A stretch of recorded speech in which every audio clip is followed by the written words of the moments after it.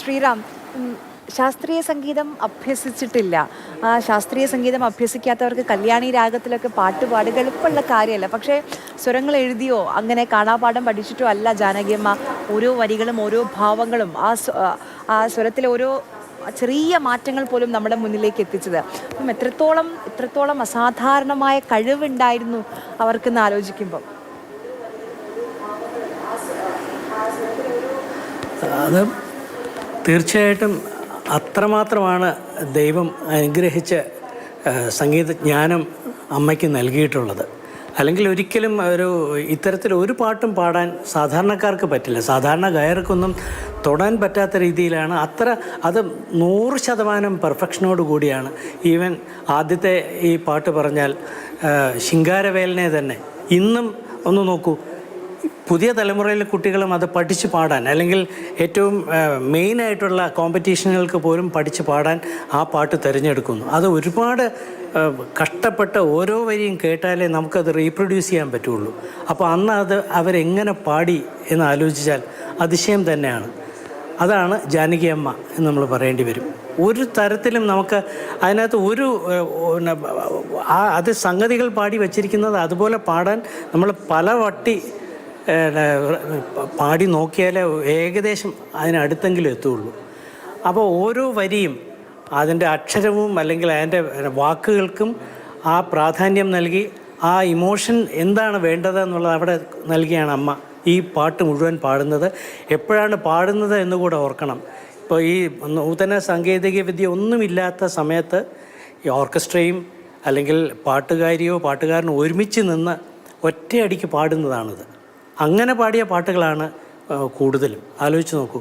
അപ്പോൾ എന്താണ് ആ ടാലൻ്റ് എന്ന് പറയുന്നത് നമുക്കൊന്നും ചിന്തിക്കാൻ പറ്റാത്ത തരത്തിലാണ്. അമ്മയെക്കുറിച്ച് ഒരുപാട് എല്ലാവരും പറഞ്ഞു കഴിഞ്ഞു. ഞാൻ ഇന്നലെ ശരിക്കും പലയിടത്തും എനിക്ക് സംസാരിക്കുമ്പോൾ മനസ്സിൽ നിന്നും മറന്നുപോയ ഒരുപാട് കാര്യങ്ങൾ ഉണ്ട്. അമ്മയെ സംബന്ധിച്ച് എനിക്ക് മനസ്സിൽ സന്തോഷം പകരുന്ന ഒരു കാര്യം കൂടെ ഞാൻ ഷെയർ ചെയ്യാം. മറ്റു പലർക്കും അത്തരത്തിലൊരു ഭാഗ്യം ഉണ്ടായിട്ടുണ്ടോ എന്ന് ചോദിച്ചാൽ, ഞാൻ വളരെ അപൂർവമായിട്ട് ജാനകിയമ്മയുടെ നേരിട്ട് പാട്ട് കേൾക്കുകയും അല്ലെങ്കിൽ അടുത്ത് നിൽക്കാനും ഭാഗ്യമുണ്ടായിട്ടുള്ളൂ. പക്ഷേ എൻ്റെ കുട്ടിക്കാലത്ത് ഒരു ഓണക്കാലത്ത് അതൊരു വലിയൊരു ഓർമ്മയാണ് എൻ്റെ മനസ്സിൽ. ആകാശവാണിയുടെ ഒരു പ്രത്യേക പരിപാടി ഉണ്ടായിരുന്നു, invited audience program, Thiruvananthapuram Tagore തിയേറ്ററിൽ വെച്ചിട്ട്. അത് 70കളിലാണ്. എൻ്റെ ഒരു ഓർമ്മ എങ്ങനെയാണ്, അന്ന് ഞാൻ കുട്ടിയാണ്.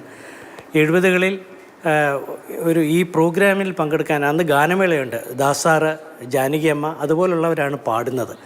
അപ്പോൾ അതിൻ്റെ റിഹേഴ്സൽ കഴിഞ്ഞിട്ട് ഒരു ദിവസം ഉച്ചയ്ക്ക്, എൻ്റെ അച്ഛൻ ആകാശവാണിയിലെ ഉദ്യോഗസ്ഥനായിരുന്നു, ചേർത്തല ഗോപാലൻ നായർ.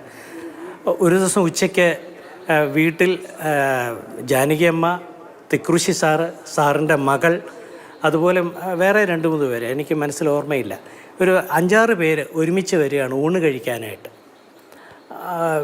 അന്ന് കേട്ടിട്ട് മാത്രമേ ഉള്ളൂ ജാനകിയമ്മ അല്ലെങ്കിൽ തിക്കൃഷി സാർ എന്നൊക്കെ ഉള്ളത്, കേട്ടുള്ള ഓർമ്മകൾ മാത്രമാണ് കൂടുതലും. ഇത് ഊണൊക്കെ കഴിഞ്ഞിട്ട് ഞങ്ങൾ ഒരു ഊഞ്ഞാൽ കെട്ടിയിരുന്നു, കുറച്ച് നീളത്തിലാടാൻ പറ്റുന്ന രീതിയിൽ വലിയൊരു ഊഞ്ഞാൽ കെട്ടിയിരുന്നു വീട്ടിൽ. അമ്മ നേരെ ചെന്ന് ഊഞ്ഞാലിലിരുന്ന് നന്നായിട്ടൊന്ന് ആടി. അപ്പോൾ എനിക്ക് തോന്നുന്നു എൻ്റെ ചേച്ചിയും ഇവരൊക്കെ ഒപ്പം ഉണ്ടായിരുന്നു ഊഞ്ഞാലാട്ടി കൊടുക്കാനും. വളരെ വലിയ രീതിയിലാണ് ഇങ്ങനെ കൊന്നി ആടുക എന്ന് പറയില്ല, അതുപോലെ കുറേ നേരം അമ്മ ചിരിച്ചുകൊണ്ട് ഇങ്ങനെ ഊഞ്ഞാലാടുന്നത് ഇപ്പോഴും എൻ്റെ മനസ്സിൽ നിറഞ്ഞ ഓർമ്മയായിട്ട് നിൽക്കുന്നു.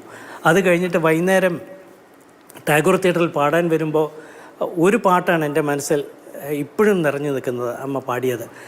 തിക്കൃഷി സാറാണ് അന്ന് കോമ്പയർ ചെയ്ത പോലെ സംസാരിച്ചാണ് അദ്ദേഹം ഇൻട്രൊഡ്യൂസ് ചെയ്തത്.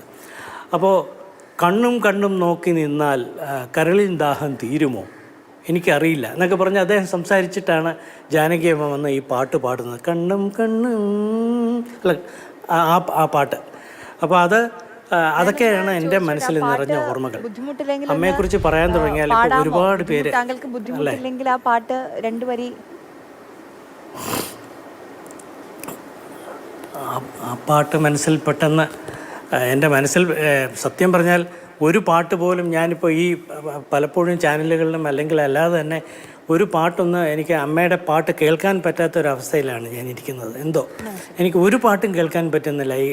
ഞാൻ കുറച്ച് ഇന്നലെയൊക്കെ ശ്രമിച്ചു നോക്കി, എനിക്ക് പറ്റുന്നില്ല. പക്ഷേ എൻ്റെ മനസ്സിൽ ഞാൻ മെനിഞ്ഞാന്നെന്തോ അറിയാതെ കേട്ടുപോയ അമ്മയുടെ ഒരു പാട്ടുണ്ട്, ബാബുക്കയുടെ പാട്ടാണത്. ഏറ്റവും ഇഷ്ടമുള്ളൊരു പാട്ടാണ്. തേടുന്ന താരേ ശൂന്യതയിൽ. വേണ്ട, മനസ്സിലായി, ബുദ്ധിമുട്ടാണ്. ആ ഓർമ്മകൾ അങ്ങനെ നിൽക്കട്ടെ എന്ന് വിചാരിക്കുന്നു. മനസ്സിലായി.